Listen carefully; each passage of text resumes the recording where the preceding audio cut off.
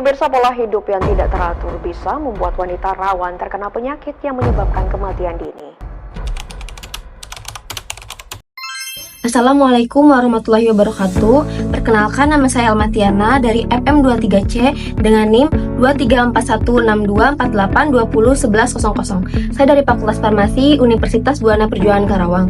Di sini saya akan mengajak kalian para remaja untuk mengenali penyakit yang sering terjadi di kalangan remaja dengan cara kenali, cegah, dan atasi. Teman-teman, kalian sadar gak sih, jadi cewek remaja itu seru banget, tapi juga penuh dengan tantangannya, terutama soal kesehatan kita. Banyak dari kita sendiri yang sibuk sekolah, kuliah, tugas, main medsos, scroll TikTok, nongkrong bareng teman-teman, sampai lupa kalau kita tuh perlu menjaga kondisi tubuh kita sendiri. Nah, di sini aku akan mengajak kalian untuk ngobrol santai soal penyakit-penyakit yang sering banget dialamin cewek remaja. Bukan buat nakut-nakutin, tapi biar kita tuh bisa lebih sadar, kenal, dan tahu cara mencegahnya sejak dini. Assalamualaikum warahmatullahi wabarakatuh. Waalaikumsalam warahmatullahi wabarakatuh. Kalian pernah sadar gak sih, jadi cewek remaja itu seru banget, tapi jadi cewek itu penuh dengan tantangan, rintangan gitu. Cuman terutama juga kesehatan. Nah, banyak dari kita yang sibuk banget dengan sekolah, kuliah, tugas kuliahnya, scroll TikTok, sosial media, juga main medsos. Terus yang terutama juga kebanyakan nongkrong sama teman-teman sampai kita tuh lupa kita tuh perlu menjaga kondisi tubuh kita sendiri. Nah, menjelaskan tentang remaja sehat bebas penyakit dengan cara kenali, cegah, dan atasi. Kenapa sih kesehatan remaja itu penting? Karena masa remaja adalah masa pertumbuhan dan perkembangannya pesat. Fondasi untuk kesehatan saat dewasa juga banyak perubahan fisik dan hormonal yang terjadi. Nah, masa remaja itu adalah masa emas tapi yang nggak bisa dijual di toko emas, gitu. Terus di sini aku mau menjelaskan ada penyakit yang sering muncul pada remaja wanita. Di antaranya ada anemia, nyeri haid berlebihan, keputihan abnormal, jerawat parah, juga obesitas dan gangguan metabolik. Pertama, aku mau jelasin anemia. Anemia itu adalah yang lemah diam-diam gitu.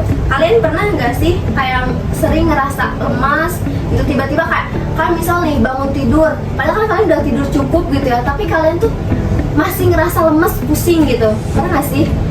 Iya, pernah. Oke, kakaknya pernah? Pernah. Oke. Nah, bisa jadi kamu ini kena anemia. Nah, ini terjadi karena kurangnya zat besi. Nah, terus cara mencegahnya gimana sih?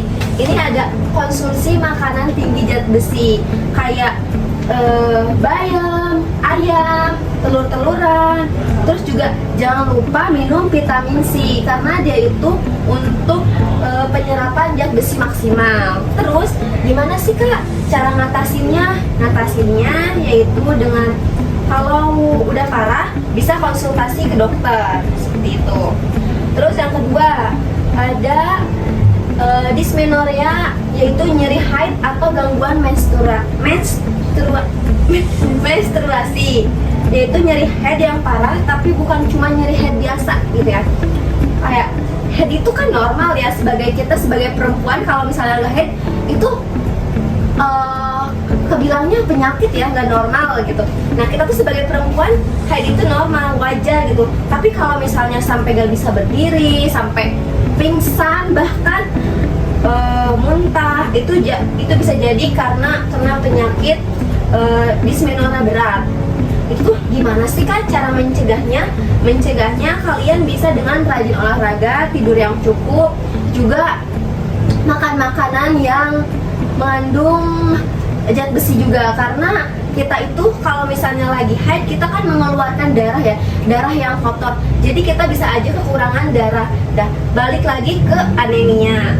Nah, jadi haid itu kadang berhubungan juga dengan penyakit anemia, seperti itu.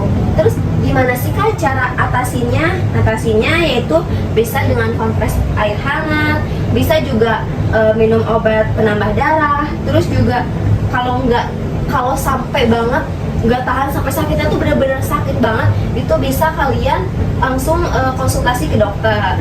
seperti itu. Terus yang ketiga ada keputihan abnormal. Ini keputihan abnormal itu yaitu keputihan tapi yang nggak normal. Sebenarnya keputihan itu normal gitu kan. Cuman kalau misalnya keputihannya udah warna kuning sampai hijau bahkan ya, terus bau, terus gatel gitu ya. Itu tuh bisa jadi keputihan yang udah makin parah gitu ya. Nah, itu tuh bisa jadi karena adanya infeksi juga. Terus gimana sih Kak cara mencegahnya? Mencegahnya itu dengan menjaga kebersihan organ intim seperti ganti pakaian dalam dengan sehari 2 kali. Terus jangan pakai sabun kewanitaan yang mengandung berwangian keras. Terus cara mengatasinya kalau misalnya udah parah banget sampai kayak gatal banget nggak tertahankan atau sampai banget dengan berwarna hijau, itu kalian langsung aja konsultasi ke dokter karena kalau dibiarin itu bisa makin parah gitu. Di sini ada nggak sih yang kalau diceritain masalah keputihan itu malu gitu? Ada malu nggak kalau misalnya kayak untuk membahas soal keputihan gitu Sama perempuan? ya? Kayaknya enggak sih Kak. Oke, jangan malu-malu ya untuk masalah kita sendiri. Oke, lanjut ada yang keempat, itu adalah masalah kulit. Kita sering banget gak sih ngerasain masalah kulit kayak berjerawat gitu ya. Nah, itu tuh jerawat parah yang lebih dari sekedar masalah kulit. Kayak jerawatnya itu udah kayak jerawat besar sampai meradang, sampai kadang muka kita tuh merah-merah iritasi gitu. Nah, bahkan juga jerawat tuh sampai ninggalin bekas-bekasnya. Nah, itu tuh bisa jadi tandanya hormonal atau infeksi. Nah, kadang jerawat tuh adanya karena gara-gara emang hormon kita mau haid, itu kan kadang kita ada jerawatnya ya. Nah, terus juga bisa jadi karena infeksi. Nah, itu cara mencegahnya. Gimana sih cara mencegahnya? Itu dengan membersihkan kebersihan wajah. Terus hindari kosmetik yang berbahaya. Kalau misalnya kalian ada alergi gitu. Nah, kalian jangan pakai kosmetik yang mengandung antibiotik berlebihan. Antibiotik maksudnya yang mengandung yang merkuri gitu, kayak gitu. Terus cegahnya itu dengan cuci muka yang teratur. Terus hindari menyentuh wajah sembarangan. Di sini siapa yang sering menyentuh wajahnya sembarangan? Ada nggak? Kamu enggak? Oke. Itu tuh bisa jadi jerawatnya tuh makin banyak gitu karena tangan kita tuh kan kotor ya. Abis megang apa terus tiba-tiba kayak aduh gatel, terus kita tiba-tiba garuk-garuk gitu kan kita nggak ngerasa ya, bisa jadi kayak gitu. Terus cara ngatasinnya kalau misalnya parah itu bisa langsung konsultasi ke dokter, jangan dipencet-pencet kalau lagi ada jerawat seperti itu. Terus yang terakhir ada obesitas dan resiko penyakit metabolik. Nah, ini tuh adalah ngenalinnya jangan terlalu makan makanan yang berlebih, jangan makan manisan yang berlebih karena kan kalian udah manis ya, takutnya nanti kalian makin manis kan gak baik ya. Nah, terus juga jangan kebanyakan ngemil junk food seperti itu. Terus kalau bisa kalian tuh banyakin gerak gitu kan, olahraga, jalan pagi, jalan sore gitu kan. Nah, terus ini tuh bisa memicu berat badan naik dan gangguan metabolik gitu. Terus cegahnya gimana sih Kak? Cara mencegahnya itu aktif, kita tuh aktif dalam kesehatan gitu, aktif bergerak gitu kan. Terus pilih makanan yang sehat, terus juga jangan lupa skip sarapan. Di sini ada nggak sih yang orangnya tuh tipikal orang yang nggak bisa sarapan, jadi kalau sarapan tuh bawaannya tuh mules gitu? Enggak. Oke, berarti kalian tuh tipikal orang yang wah harus banget nih sarapan, kalau enggak lapar gitu kan? Iya. Oke. Terus cara mengatasinya itu mulai dari pola hidup, bukan cuma diet ketat, karena balik lagi kalau diet ketat itu bisa jadi menambah penyakit yang baru. Jadi bukannya sehat malah menjadi tambahan penyakit seperti itu. Oke. Ada jargonnya yaitu wanita sehat, wanita hebat. Apa? Coba ulangin.